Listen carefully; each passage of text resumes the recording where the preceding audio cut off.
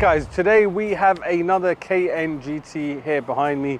However, it's not the same as our one. This is a 2025 model, which yes, we are going to be tuning, so stay tuned.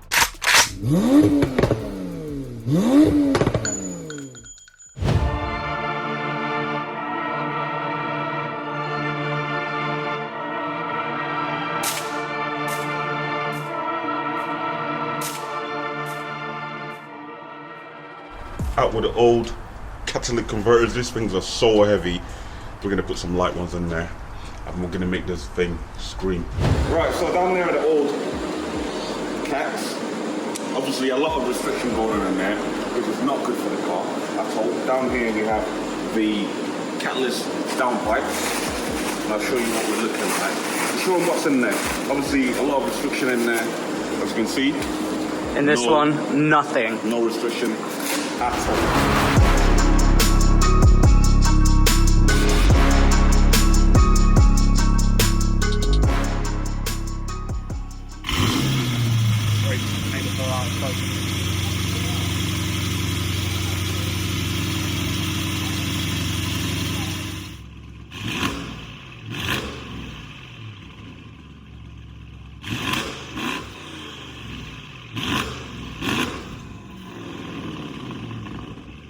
So guys, this is a 2025 Cayenne Turbo GT.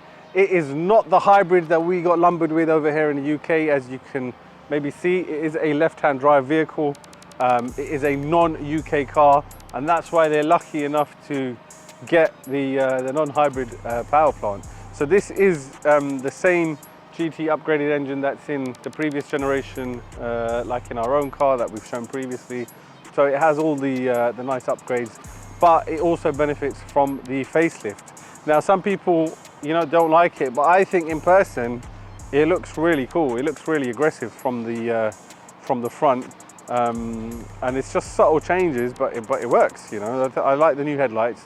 I think they look pretty cool with all the LEDs now in there. It's got like 4 individual LEDs instead of the other type that we have on ours, and the grille's much more aggressive. I think it's a much larger kind of front end, and they've put a little bit of a splitter on the front now, which was lacking previously. It was a bit boring on the front end of the Cayenne, but yeah, they've really brought that to life. He went for the blue titanium type finish on the wheels, so that was a new finish released from Porsche, so he's gone with that combination with it. So this car, the owner is over here in the UK for a little while, and he brought the car over from Qatar. So while he's here, he thought, why not bring it to the home of the world's fastest Porsches and take it to the next level. So the ECUs on these are actually locked from factory. However, we have a way to get them unlocked, and then once they're unlocked, then it's a bit of a process to tune them, but we are getting it done with this one here. So the rear end is pretty similar to the previous generation, to the normal sort of untrained eye, because let's face it, there's a lot of people that just see a Porsche and they're like, yeah, they're all the same. But yeah, as you can see, it is pretty similar. It's still got the carbon winglets at the top, the same carbon top roof spoiler. They've changed this one a little bit. It's very subtle, but it is quite a little bit bigger. It's a wider sort of lip on this top spoiler there. So that looks actually pretty cool. It's quite aggressive when that's out. But yeah, the rest of it, the exhaust is still titanium. The lights are the new design of lights. So they've gone similar to like on the 911s and 992s with the one continuous straight light across the middle. But the main change is the main facelift that when you get in, you'll be like, wow, it's a big difference. That's on the interior. So first things first, it's not got a key start like on the previous generation. It's actually a push button start, same as on the 992.2. So you just press that to start it, and your gear stick is no longer here either. They've got this little thing there, and that is to change gear. You've got your park button there. So this is to go reverse and to drive. The other thing that's a bit weird to get used to as well, and I was looking for it the other day and I thought, am I being stupid or something? But there's no handbrake button. It's actually built in to the car. When you press the brake and go into park, it will automatically activate the handbrake and then automatically release it. There's no separate button to release it at all. Now, how that's going to work longevity-wise when or if there's an issue with the handbrake, that's a separate question, because for me personally, I prefer this to have a separate handbrake activation like on the older models, but this whole integration system, let's see if it works long term. But apart from that, the dash is completely digital, which is awesome. I really like that. That looks really cool. So no longer any analog there, and then the design of it as well is really nice, to be honest with you. And then they've made this whole screen digital, which is super cool. So as a passenger, you can see everything there.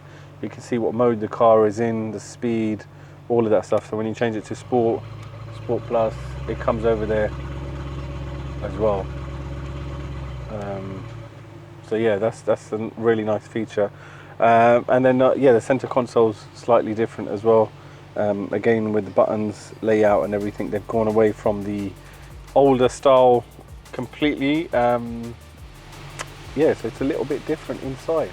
But apart from that, it's the same, similar steering wheel. He's got lots of nice carbon fiber optioned out in this. This is really cool. That carbon fiber trim there is nice. And as always, as with all Cayennes, it's got the customary grab handles. Everyone says, what is this for? Is it for you to hold on, or the passengers to hold on when it's going too fast? But it is in all Cayennes, even in the older models, they've had these there. So yeah, they have kept that still in this newer one. But that's enough talking for now. As you can hear, this is downpipes are in. We've already got a bass tune on the car, so we'll be taking. Sounds sick. It's not as loud as the older one as well, actually. Still sounds savage, but yeah, it's not as loud as the older one. But yeah, we'll take this out for a drive now and see how it is.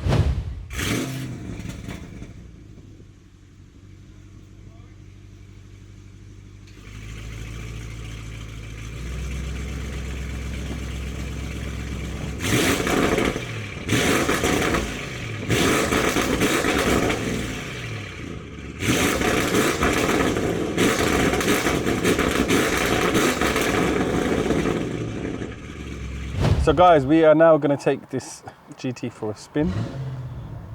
Pretty cool with the push button start there. So let's get this in sport right away. This thing's a bit weird there.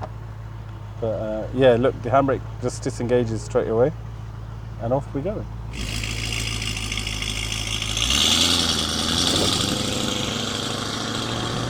So yeah guys, we've got this Cayenne GT, we've got the downpipes fitted onto it. It's got our catless downpipes fitted on, and also a BMC intake filter.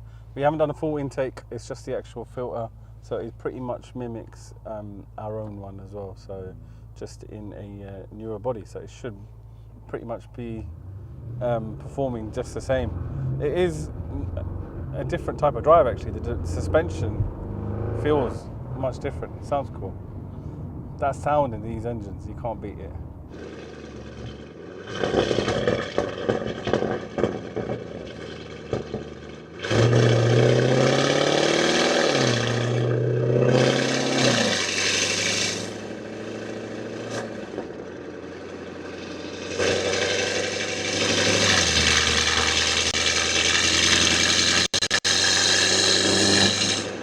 You can hear that intake now really kick in.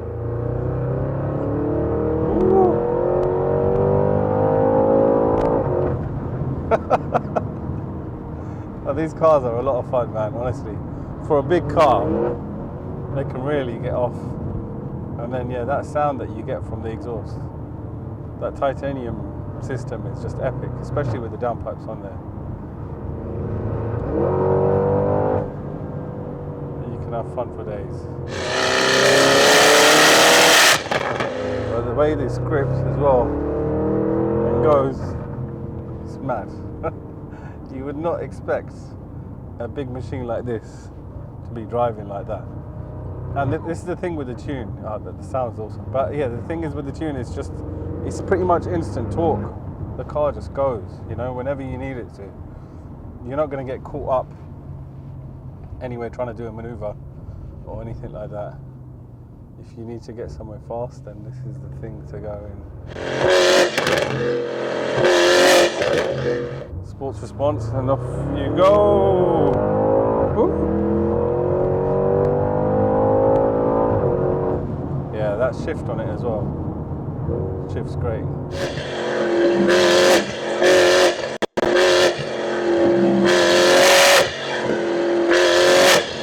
It's hard to explain via the camera, but the driving experience you get out of a Turbo GT is insane. It's unreal how they've made a big SUV like this handle so well. You know, I could be in a 992. It doesn't feel much different at all. It's very nimble to on the handling. The brakes are just, yeah, brakes are sick.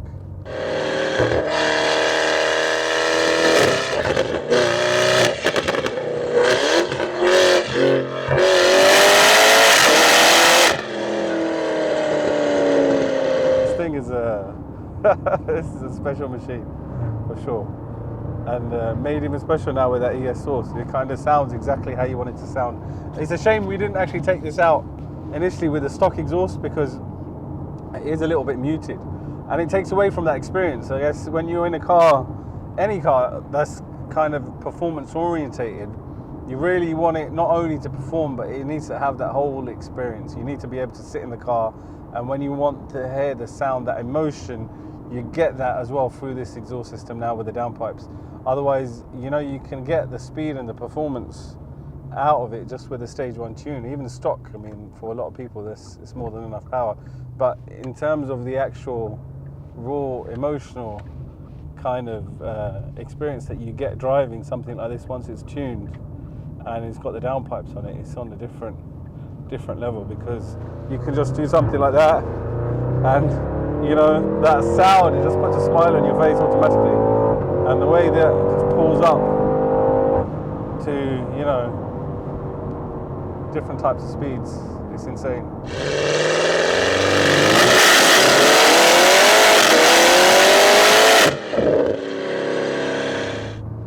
Okay, let's go.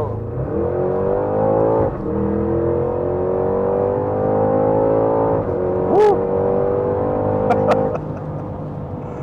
Yo, this is savage. This is a lot of fun. You could do this all day long, to be fair.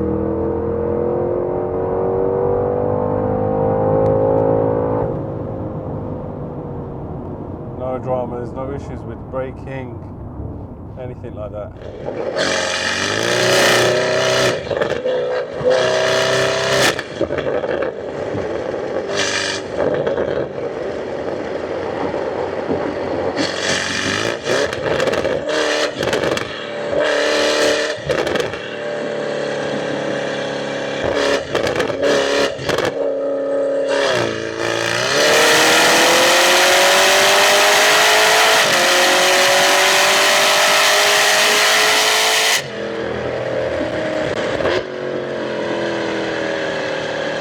But that kind of feeling that you get driving something like this is immense. And then when you want, just look, put it back into normal mode. We're in normal mode now.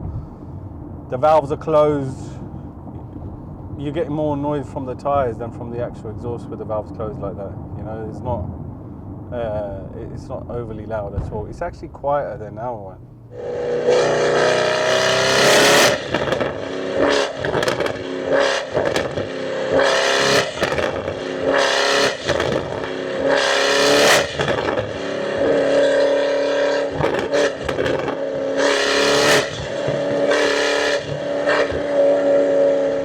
I love it. I don't think, I mean, look, we are biased, we're Porsche fans, but I don't think there's a better SUV out there, to be fair.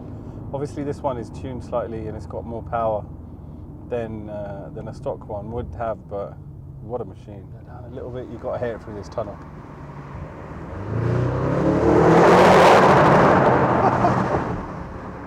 That sounds mad. It sounds so savage outside. So guys, having a look at both of them now from that rear end, you can see with ours being a little bit lower, it does help the stance a little bit. The car looks so fat from behind. It looks proper, like, you know, planted. But the other thing that I have just noticed that I didn't clock before actually, Porsche have actually changed the tyre sizes as well. So both the cars are running Pirelli P0 Corsas. However, the newer one comes with a 35 profile. So it's a larger sidewall. And the older model came with a 30 profile, so I'm probably going to change that over to that, because not only is that helping with the actual ride quality with a 35 tyre, it's actually helping with grip. As you might have noticed in that video, this wasn't as skittish as this is. I mean, this is a whole load of fun. You know, when you want it to go sideways, you can do really, really easily. But I think that larger tyre wall on the newer one is definitely helping in terms of grip. So yeah, I'm really looking forward to seeing what 0 to 60 times we'll get out of this. It should be pretty interesting. So guys, the tuning process has begun for this 2025 Cayenne GT. We have a base file there, we have some provisional results. We're going to continue developing this tune and getting the most out of it. The question is this going to be faster than the older one? We shall find out very, very soon. Make sure you click that subscribe button, because we're going to be dropping the results. We'll try and do a head-to-head comparison of the both of them as well, but you got to stay locked in, you got to stay subscribed, otherwise you will miss out.